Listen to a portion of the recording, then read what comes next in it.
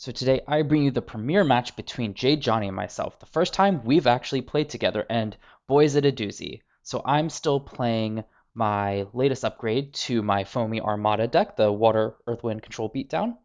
And so Johnny starts off with a Nectar of the Gods using 2 Leviathan. So curious to see what his deck is. I don't actually know going into it. And then see a Spreader here to search out an artifact. So obviously some kind of Earth Water deck. Interesting, or if it might be similar to mine. But searching out the Scythe here, a card I have personally cut in this version of the list. And as you see, a new card I've also included is Aphros here. So to start this off, setting defense, I just throw down Station, as with that nice ability to flip its attack and defense, it can hit over that 5 defense Sprouter, which is why I really like this card in Water, just gives it such a great out to these things.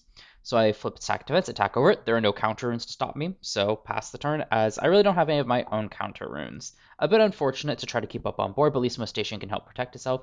So he goes into Spy Nymph here. And here I have the options to either let it crash or flip. And here we have a lot of friendly banter going on in the background. So for a second, I didn't understand when he asked for a response. I'm like, I don't have counter runes. But thankfully, we weren't playing too. This wasn't any tournament match, so he let me fix that. So ends up flipping the attack defense and equip Spy Nymph. My thought is that it's still a 1-for-1 trade, but I get to keep my guy on board. And with a Capricorn in hand, I can easily ascend it when I choose to remove that Spy Nymph debuff. And frankly, the zero attack isn't end all be all. Like, I think Mustation's probably the best target for that to be on, because I can just switch it defense and it's going to be a pain in the butt to get over.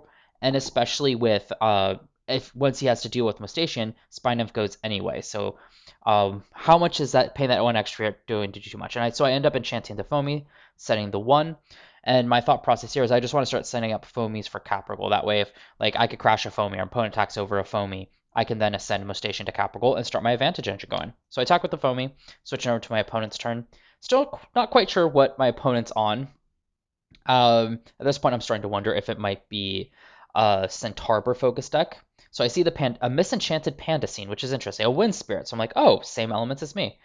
There I accidentally draw from my sideboard, which I immediately move so I don't make that mistake. See another Mustachian. Very, very nice here. So here, I believe... Wait, oh, yes. Oh, I just go another Foamy. Another possible play there would have been to go Aphros, Nexus, off the Mustachian onto the Aphros to draw 2, and remove the Spy Nymph anyway. So I don't think that's necessarily the best play, but it's a play. So I end up using the Demeter to power up the Foamy. I could have gone for Mustation as well, but I think I wanted to hold it in hand in case I needed a single card response, and I felt Demeter was pretty safe here, maybe bait out some more answers. And also, with the rune set up in the back row, the face down one, I could easily try to make my opponent guess whether or not to pop that one or the Demeter. So just kind of giving a bit of extra protection. My opponent ends up using the Hephaestus to grab another Scythe, but no normal enchant, which has me intrigued here. Draw Sorlet here. It's never a bad draw, but at the same time, I didn't need it. So here's where I go for the Aphros Nexus play. But I didn't need the Sorlet in hand because my opponent, well, didn't have anything out. So I needed... I mean, at this point, I just start building wide, so it doesn't really matter. But here, I set the Aphros Nexus, draw the 2, get a shield, and I can just attack for 4. Opponent Nectars of the Gods. Again, starting to notice something interesting here as I see another Vipyro, but my opponent ends up just folding as he's low on spirits, hasn't drawn into what he wants to see. So here I'm starting to get some meme vibes from this matchup, but I'm still curious. With 4 different colors, I'm just like, I think at this point I had already said like, oh, is this a 5-color deck? So still though, move on to game 2. Not quite sure what his intended combo is, but I'm a little scared as if it's coming from Johnny, it has to be something good. So I ended up reloading my deck because I was missing a spirit. It got sucked up somewhere. So sideboard I choose not to use because I really didn't get much information on my opponent's deck to sideboard into. Here, pretty good hand, P Gust to answer set runes. My opponent goes first again. Note the God's also a great one. Sets up the Hephaestus to get another Scythe, I believe. Yep. So again, just really wanting to fish for those sides. So really wondering what that combo is. So my opponent then Nectars the Gods for the Earth and Water, both of which I've already seen. But yeah, this the fire made sense to search Scythe. Water, not quite sure on, and then the Earth made sense so far. But still trying to piece this combo together. Nectar of the Gods myself to draw into a Sorlet. So already had a Sorlet, but two's always better than one. End up P Gusting to pop that back row, hit the shield perfect. I was wondering if I should hit Hephaestus, but the artifacts there I wasn't feeling too worried about. He already got his value off of it. Um, so I just want to start doing these conjurings as my deck hates those the most. Arguably, though, I could have seen if I knew more about like the red yellow the condiments deck that Wertz uses, I could have gotten a sign of maybe I should deal with Hephaestus so he can't get protection. But considering I've seen no Zaptors yet, and this seems more meme, I wasn't too worried. I just wanted to deal with my back row like I normally do. So my opponent Nectars of the Gods, again, just drawing for more cards. Really wanting to see his combo piece. He's made it very clear that he's got a combo, and at this point, I'm just intrigued. So honestly, I probably could have just been like putting cards in defense and passing and such, but at the same time, it isn't. It honestly isn't me to do that. So I just throw out a Peliquarius here, wanting to continue to build up, grab a Foamy, because at this point my opponent's really just saying for a combo. I don't need any answers with two Sorlets in hand, and uh, getting the Foamy up to send into capital when I draw it is just phenomenal. So my opponent sets up another Spy Nymph. I actually forgot in this version I was still running Scythe. Oh, there's the capital. So I'll get more into deck changes later on in some videos. I also have a deck profile coming out later. But let's see. So with the Spy Nymph set up, I have to find a way to attack over it. As right now, Scythe plus Sorlet is a good out. But also, here I'm pondering, do I just Earthquake so I don't have to deal with the just deal with the effect of Spy Nymph to begin with? Because I don't actually have great ascend targets like last turn, as both of these are properly enchanted, meaning I would have, if I send it up into the capital, they would be misenchanted. And even, I mean, I could also misenchant the Sorlet, then use two Earth Spirits to equip Sight to it to attack over Spineth, and then ascend into Capital the following turn. But I think at this point, I just determine why not just Earthquake and not even deal with it, and just set up a Foamy anyway, because that's the only problem with that play if I go Sorlet is I don't have my Foamy set up. And the only reason I was considering holding Earthquake here was for whatever combo my opponent had. And here's, I think, the first time we see the Zaptor. Yeah, I was wondering if, like, do I hold for the combo? But it's just like, no, I just would rather keep on board and try to beat him before he can get the combo off. So yeah, he was explaining the Zaptor and the other three just for my 3 attacks. And I'm so far ahead on board. I have a Sorlet that I'm starting to wonder, even if my opponent... Honestly, my thought process here was if my opponent gets off the combo, he gets off the combo. I'm assuming it's going to be more of an OTK type thing. So he does set the Pandacene with the Folio. Forest uses the Hephaestus to my assumption here is start to thin the deck. Actually has trouble searching out the deck because one of our spectators, JadeJonny, was searching the deck. So it turns out if two people are searching the deck, it makes it kind of hard to use it. So he ends up circling the sky to Nexus onto Pandacene to draw 1. So he's out of spirits here. He Nexus 1 to use his Tornado on the best target on the board, nothing. And then he misenchants another Tornado to do the exact same thing, just to really take the game out in his own terms. And final set was a shield, so I'm surprised. I'm surprised, but he actually does show his hand here. Really had stocked up on those Scythe Demeters. He had all the reactionary tools, but none of the Elestrals to aggress. So it kind of started to make sense. And still, I'm not sure what his combo is here. Oh, and the Tadpuff. I think here he kind of starts to explain like what he was hoping to see, but I don't see the full combo yet. I'm just genuinely intrigued on what it is and if he can pull it off now. So here we go for a third game, despite me winning that first match, just to see if he can get off the combo for the memes at this point, because in between matches he explained the combo. It's a spicy one, so just really wanted to see if he can pull it off because, well, honestly, it doesn't matter how many games I win. If he can pull it off once, he's the real winner in all our games now and well into the future. So I get to go. He chooses to let me go first. I believe that's how it went. But I set up a Mustachian, just a large defense, starts with Nectar of the Gods. I have an alright hand. Sorely Mustachian will definitely let me get control of the board easy, especially with an Earthquake. And Globby isn't too bad to start drawing cards.